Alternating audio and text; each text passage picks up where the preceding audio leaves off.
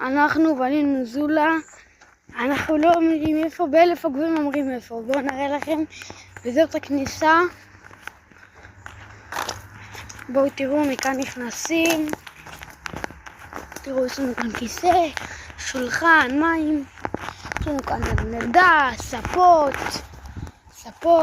תמונה, מה עוד נראה לכם? יש לנו שק אגרוף, כל מיני דברים. יש לנו גם את השולחן שכבר הראיתי לכם, כיסאות, ויש לנו את הפינה הכי בסוף של זולה.